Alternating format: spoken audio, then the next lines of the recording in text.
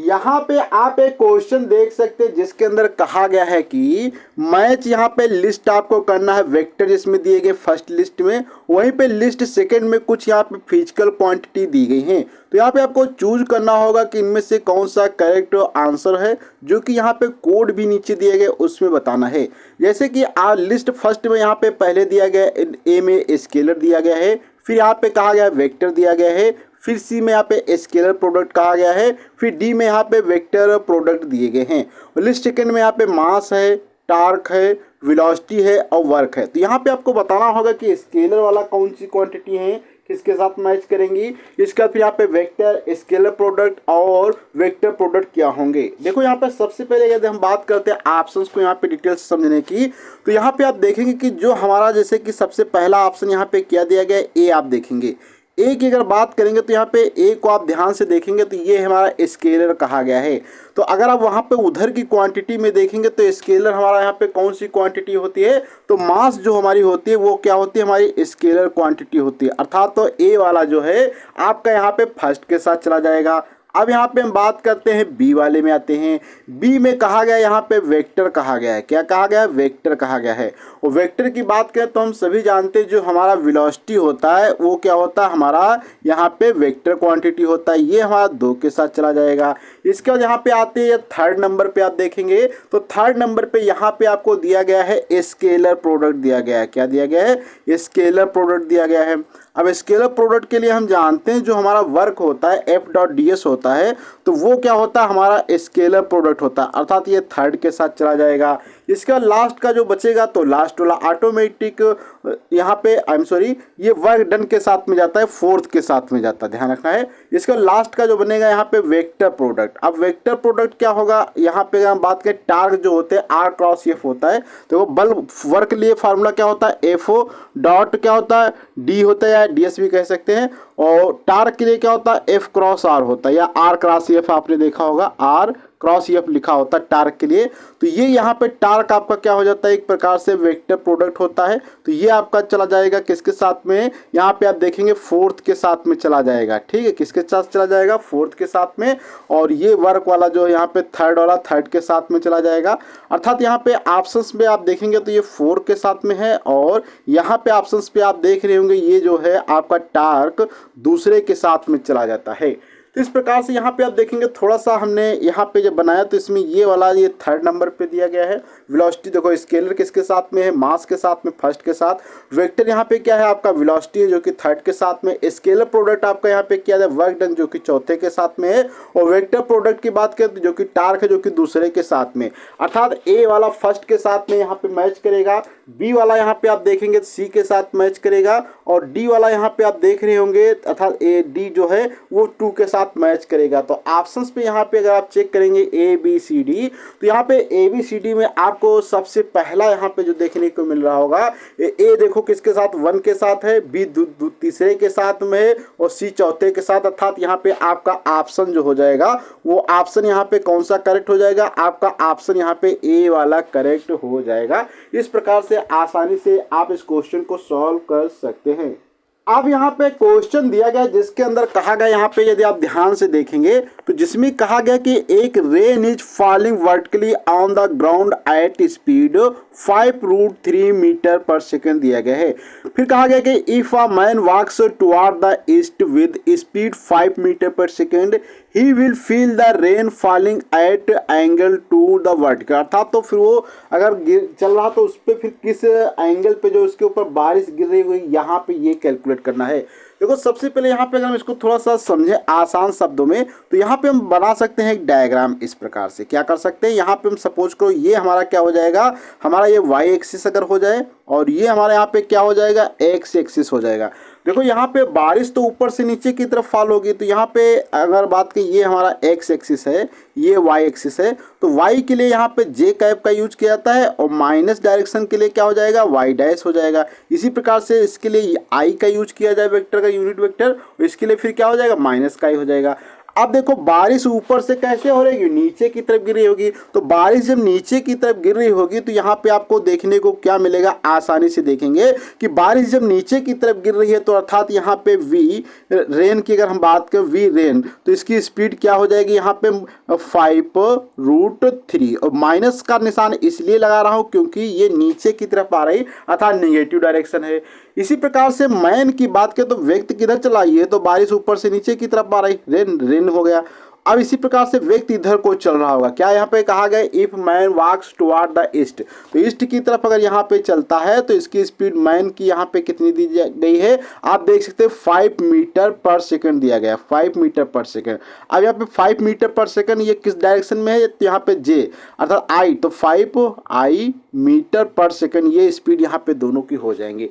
अब यहाँ पे अगर हम बात करते हैं रिलेटिव स्पीड क्या हो जाएगी, जो यहाँ पे मैन की विद रिस्पेक्ट टू रेन, तो क्या हो जाएगी, वी ऑफ आर एम बराबर क्या हो जाएगा यहाँ से, तो आपको क्या करना पड़ेगा, सबसे पहले जो यहाँ पे रेन की स्पीड दी गई है माइनस का 5√3 आई हो, आई एम सॉरी जे यहाँ पे रहेगा, और इसमें से आपको सब्सट्रैक्ट करना पड़ेगा मैन की, तो मैन की कितनी है यहाँ पे 5 आई दिया गया है, ठीक। तो यहाँ से अगर आप ब्रैकेट को हटा भी देंगे तो क्या होगा, देखो प्राप्त होगा 5√3 जे माइनस का यहाँ पे 5 आई यहाँ पे आपको प्राप्त हो जाता है, बहुत ही आसानी से प्राप्त हो जाता है।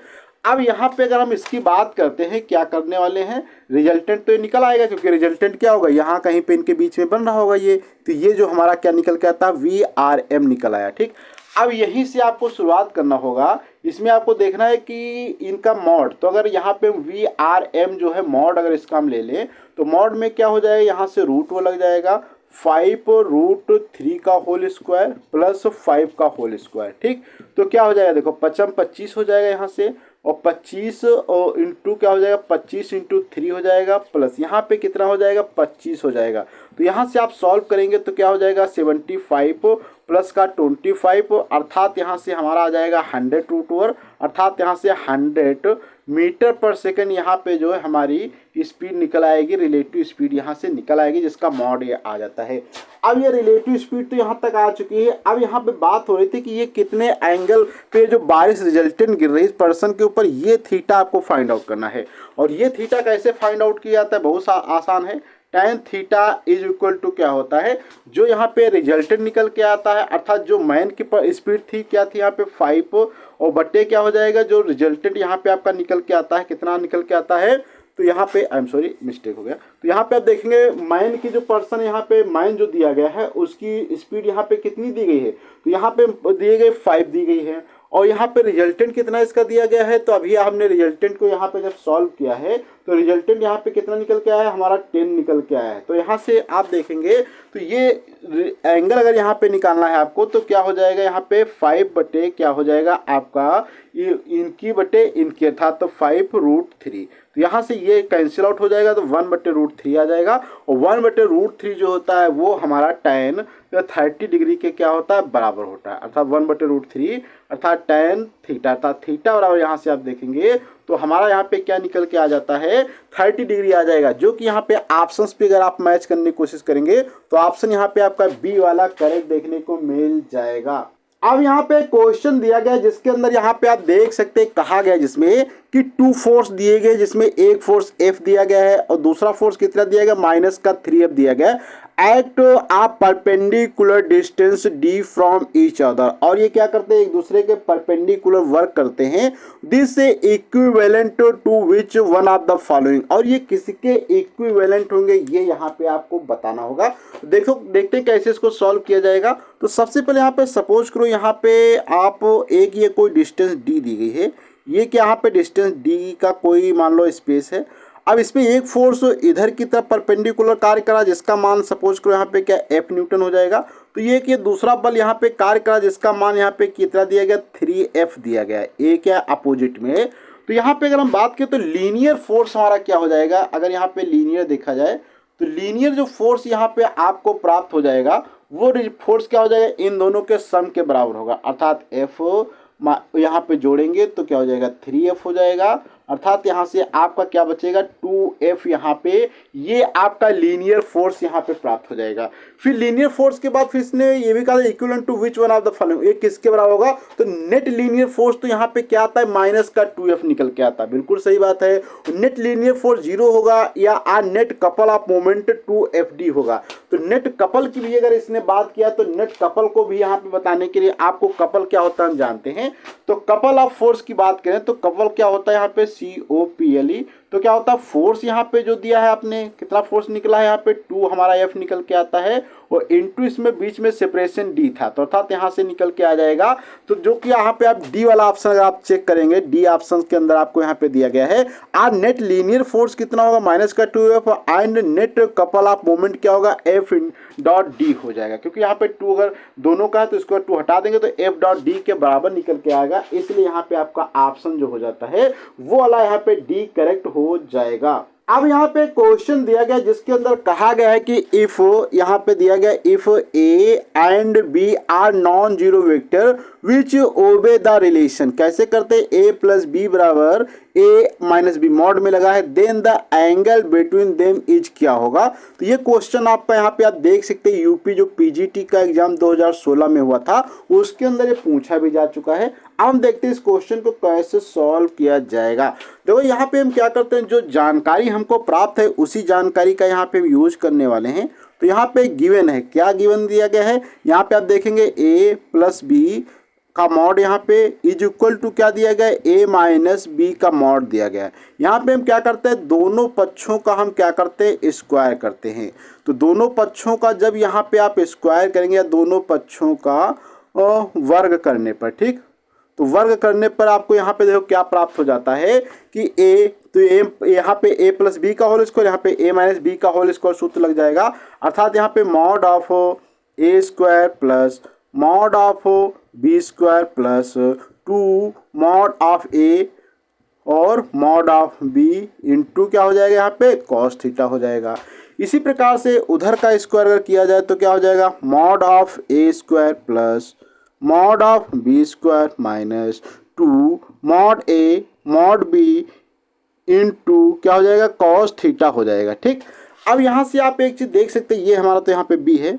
अब यहाँ से एक चीज़ आप ये देख सकते हैं कि यहाँ पे A mod of square mod of B square ये कैंसिल आउट हो जाएंगे और ये अगर इधर से पार्ट इधर को ले आया जाए, क्या किया जाए, ये पूरा पार्ट जो इधर लगा है अगर इधर ले आ जाएंगे तो जुड़ जाएगा। तो यहाँ पे आपको क्या प्राप्त हो जाएगा 4 mod of A mod of B क्या हो जाए mod of A mod of B into cos theta बराबर 0 हो जाएगा, ठीक। तो यहाँ से अगर हम देखा जाए तो ये अगर 0 नहीं है तो ये 0 के बराबर होगा, या अगर ये 0 नहीं तो ये 0 के बराबर होगा। अर्थात यहाँ से अगर देखा जाए तो कॉस हमारा जो है थीटा किसके बराबर हो जाएगा, कॉस 0 डिग्री के बराबर होता है। और 0 डिग्री जो होता है अर्थात ये 0 के बराबर है। और 0 किसका मान होता है हम जानते हैं, कॉस जो होता है हमारा 90 डिग्री वो क्या होता है 0 डिग्री के बराबर होता था। थीटा यहाँ से हमारा निकल के आ जाता है फाइनली 90 डिग्री निकल के आ जाता है, जो कि यहाँ पे यदि ऑप्शंस को देखने की कोशिश करेंगे तो यहाँ पे ऑप्शन आपको बी वाला करेक्ट देखने को, सी वाला ऑप्शन करेक्ट देखने को मिल जाएगा। अब यहाँ पे एक आप क्वेश्चन देख सकते हैं जिसके अंदर कहा गया है कि इफ A क्रॉस B बराबर दिया गया है AB, then angle between A and B is क्या होगा। बहुत अच्छा क्वेश्चन है और ये क्वेश्चन आपका एग्जाम जो कि हुआ था यूपी PGT फिजिक्स 2016 के अंदर, उसके अंदर ये क्वेश्चन आपका पूछा भी जा चुका है। देखते हैं इस क्वेश्चन को कैसे सॉल्व किया जाएगा। देखो यहाँ पे आपको दिया गया है A क्रॉस B और ये मॉड में लगा है, ठीक है। A क्रॉस B बराबर AB हुआ। अब हम जानते हैं कि A क्रॉस B जो होता है वो क्या होता है mod of A mod of B into क्या होता है sine theta is equal to A B होता है। यहाँ से ए बी दोनों तरफ अगर कैंसिल आउट कर दिया जाए तो यहाँ से आप देखो क्या बच जाएगा sine theta is equal to यहाँ से हमारा क्या है 1 आ जाता है। और हम सभी जानते हैं कि साइन जो 1 मान किसका होता है, साइन π/2 का मान ये होता है। किसका मान होता है, ये π/2 था, 90 डिग्री का मान 1 होता है। इसलिए यहाँ से फाइनली हमारा थीटा बराबर कितना निकल के आ जाएगा π/2 आ जाएगा, जो कि ऑप्शंस पे यदि आप यहाँ पे जाएंगे तो ऑप्शन यहाँ पे आपको सी वाला करेक्ट इसका देखने को मिल जाएगा। अब यहाँ पे क्वेश्चन दिया गया जो कि बहुत ही अच्छा क्वेश्चन है, जिसमें कहा गया अगर कोई 3 वेक्टर आपको दिए गए हों, जैसे कि यहाँ पे 3 वेक्टर में बात करते हैं, जैसे कि ए दिया गया है, फिर यहाँ पे आपको बी दिया गया है और सी दिया गया है, विल भी क्या होंगे, कोप्लेनर होंगे। कोप्लेनर होने की क्या कंडीशन होती है ये यहाँ पे पूछा गया है।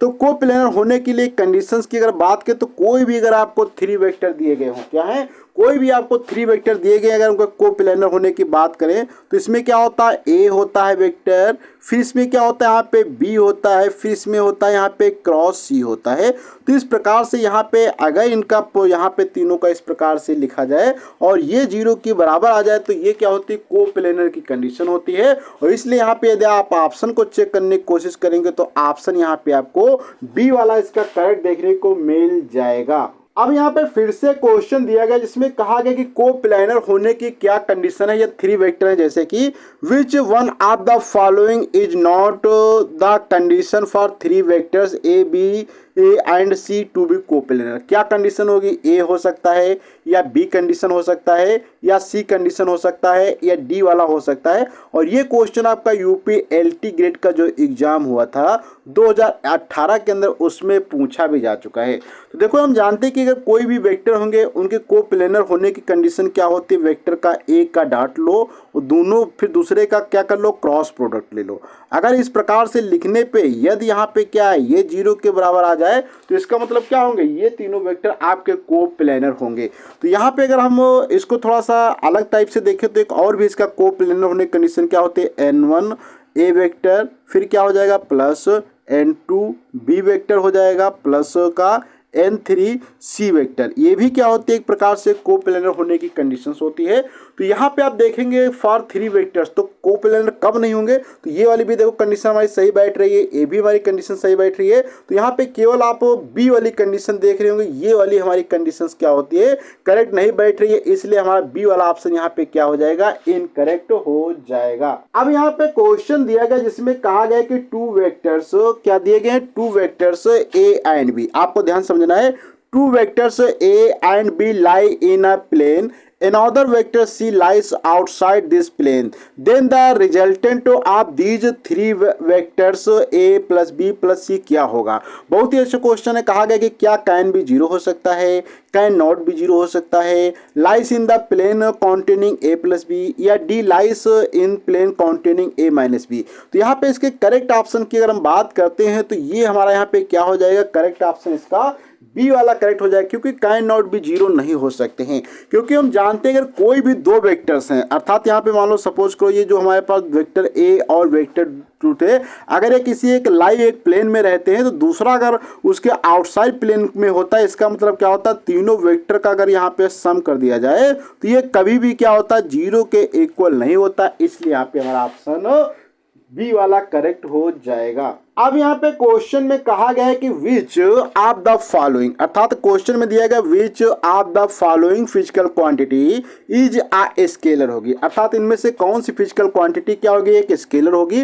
अर्थात कहा गया सबसे पहले में करंट को बताया गया है, या एरिया होगी, या यहाँ पे आपका मोमेंटम होगा, या एंगुलर मोमेंटम होगा। तो यहाँ पे हम जानते हैं कि फिजिकल क्वांटिटी जो हमारी होती है वो स्केलर कब होती है, जब उनके अंदर केवल और केवल मैग्नीट्यूड होता है, डायरेक्शन नहीं होती। जैसे कि यहाँ पे अगर ऑप्शन फर्स्ट में जो दिया गया है हमारी इलेक्ट्रिक करंट, क्या दिया गया ऑप्शन फर्स्ट यहाँ पे जो दिया गया है करंट वाला, तो हम सभी ने पढ़ा है डिटेल से काफ़ी बार कि करंट जो हमारा वो कैसी क्वांटिटी कहलाती है, एक प्रकार से स्केलर क्वांटिटी है। उसके बाद एरिया में क्या होता है, आपका डायरेक्शन होती है, एरिया वेक्टर होता है इसलिए वेक्टर क्वांटिटी हो जाती है। मोमेंटम क्या होता है, इसमें भी डायरेक्शन होती है, मोमेंट आपकी वेक्टर क्वांटिटी हो जाएगी। और एंगुलर वेलोसिटी में भी क्या होता है, यहाँ पे डायरेक्शन होती है इसलिए ये भी क्या हो जाएगा, एक वेक्टर क्वांटिटी हो जाएगा। तो इसलिए यहाँ पे ऑप्शंस पे अगर आप जाएंगे तो आपको केवल यहाँ पे फर्स्ट वाला ऑप्शन इसका करेक्ट देखने को मिलेगा, इसके अलावा सारे ऑप्शन यहाँ पे आपको इनकरेक्ट देखने को मिल जाएंगे। अब यहाँ पे क्वेश्चन दिया गया जो कि बहुत ही अच्छा क्वेश्चन, यहाँ पे आपको एक बार समझना होगा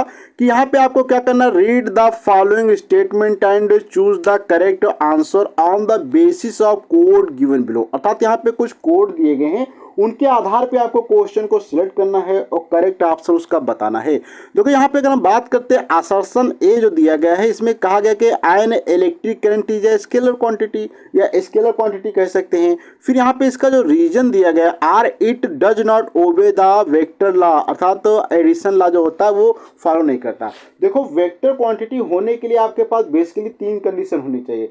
सबसे पहले उसके पास एक मैग्नीट्यूड होना चाहिए, दूसरे नंबर पे उसके पास डायरेक्शन होनी चाहिए और थर्ड नंबर पे कि वेक्टर लॉ को वे फॉलो करनी चाहिए। अगर वेक्टर लॉ को फॉलो नहीं करती है तो हो सकता है उसके पास मैग्नीट्यूड भी हो, डायरेक्शन हो, लेकिन वो आपकी एक वेक्टर क्वांटिटी नहीं हो सकती। जैसे कि यहाँ पे हमारी अगर इलेक्ट्रिक करंट की हम बात करते हैं तो यहाँ पे जो हम इलेक्ट्रिक करंट पे बात करें, ये हमारा इलेक्ट्रिक करंट है, सेम यही कॉन्सेप्ट यहाँ पे प्रोवाइड करता है।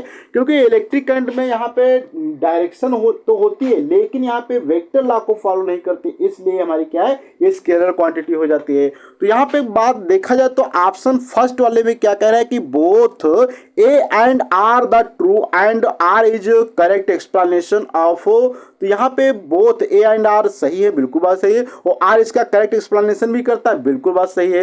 बी में बात करें both we are true but R is not correct, गलत, क्योंकि ये एक्सप्लेन कर रहा लेकिन इसमें कहा नहीं। फिर ए ट्रू फॉल्स, ये भी फॉल्स, अर्थात यहाँ से आपका केवल और केवल ऑप्शन यहाँ पे आपको इसका फर्स्ट वाला करेक्ट हो जाएगा। जहाँ पे ए में भी कहा गया वो भी बात सही है, बी में वो भी सही कही गई, और बी जो था रीजन है वो सही से एक्सप्लेन करता है कि हमारे जो इलेक्ट्रिक करंट है वेक्टर लॉ के एडिशन को फॉलो नहीं करती है। तो आज का वीडियो आपको कैसा लगा, प्लीज आपको अपना फीडबैक कमेंट बॉक्स में देना होगा। अच्छा लगा हो तो लाइक करें, अपने दोस्तों को शेयर करें। अगले वीडियो मिलेंगे कुछ नए कॉन्सेप्ट के साथ में, जब तक के लिए धन्यवाद।